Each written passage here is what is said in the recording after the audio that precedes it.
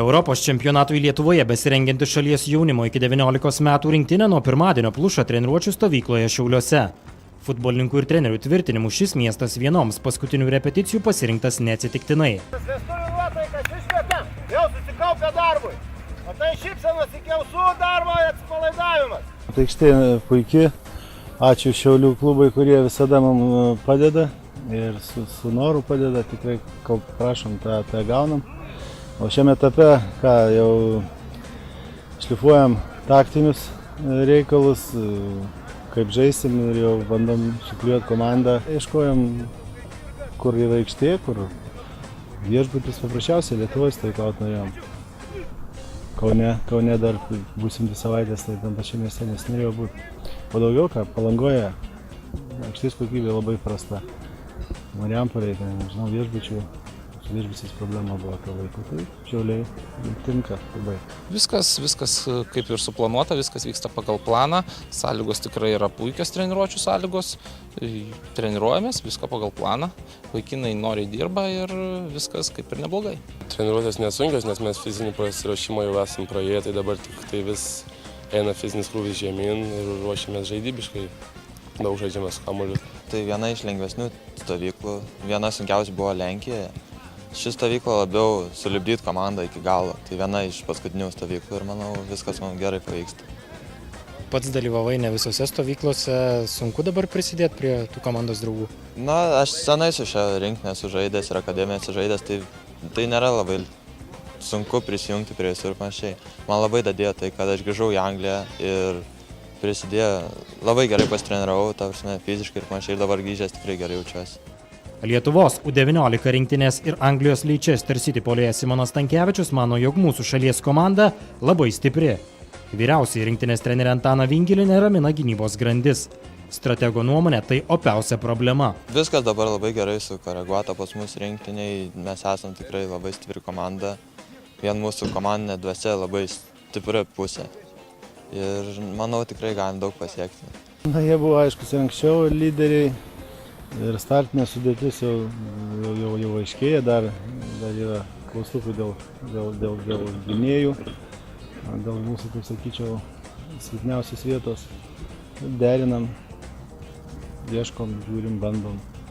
Visi Lietuvos rinktinės futbolininkai sveiki. Tiesa, kol kas komandoje nėra Danijos Aalborg ekipoje žaidžiančio Luko Spalvio.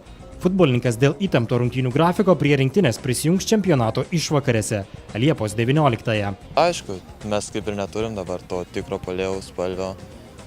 Manau, tikrai bus daug viskas lengviau, kai jis prisijungs prie mūsų. Tai gali sutrukdyti pačiam pasiruošimui? Vis dėlto vienas, ko gero, startinės sudėties žaidėjai turėtų būti. Be abejo, kad jis yra vienas iš lyderių. Vartininkų treneris Algirdas Surgaudas savo prižiūrimą grandį laiko vienas stipriausių ekipoje. Lietuvos U19 rinktinėje žaidžia Italijos klubui Roma priklausantis Tomas Švetkauskas. Jam nenori nusileisti ir 2 metais jaunesnis Edvinas Gertmanas iš Tauragės Tauro. Galbūt galima sakyti, kad vartininkai tokie viena stipriausių grandžių rinktinėje?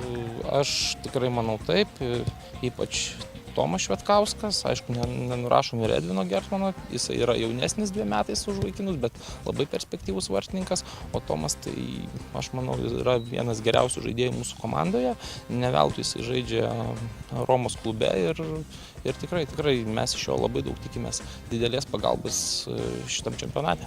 Mes viskas turime savo planus ir dirbam pagal savo planus. Vieną dieną žaidimą kojomis, kitą dieną išėjimai, reakcija, žaidimas ant vartų linijos. Tai va šitą pagal planus savo ir dirbame. Konkurentas iš Romos, tai kaip šansai mano labai nedėlė, dar plus 2 metais aš jaunesnis, tai patirtis mažesnė viską. Ar džiaugiesi, kad pats jauniausias esi komandoje, bet vis tiek pakviestas į tą rinktinę, kuri žais Europos? Aišku, labai malonu, kad 2 metais jaunesnis vis tiek kviečia. 2 metais tik tai vienas puolėjas yra jaunesnis, tai visi beveik 2 metais vyresni.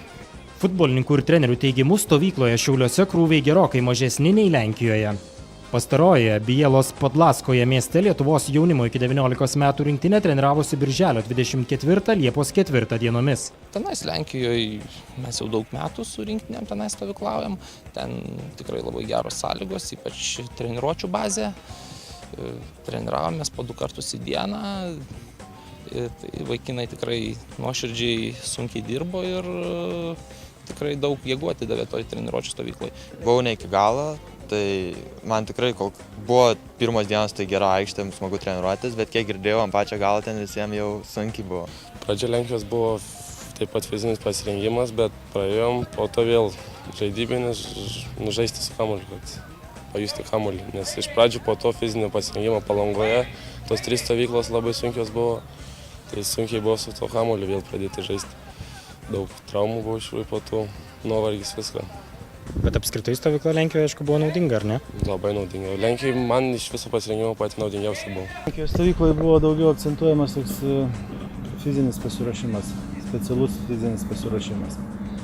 Ten tikrai vyrai sunkiai dirbo ir 10 dienų jau buvo dideli ir krūviai ir tik Lenkijoje taip pat labai geros sąlygos buvo, ta prasme sąlygos aikštėje labai gera gal. Taip akcentuot galima.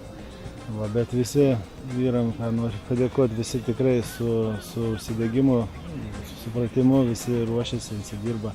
Tokių didelių priekaištų praktiškai niekam. Taktika, technika, viskas greitai, toliau reikia šlifuoti. Tai paskutinė tokia stovykla dabar, kurie dar baigia visus reikalus derinti. O kaune tai liks tik tai jau atsistatymas, smulkmenos, pabaigti viską, ką pradėjom. Šeštadienį 18 val. Lietuvos U19 rinktinė Kaune žais draugiškas rungtynes su Klaipėdos Atlanto komanda. Būtent šiame mieste lietuviai Europos čempionato A grupėje susitiks su Olandijos, Ispanijos ir Portugalijos bendraamžiais.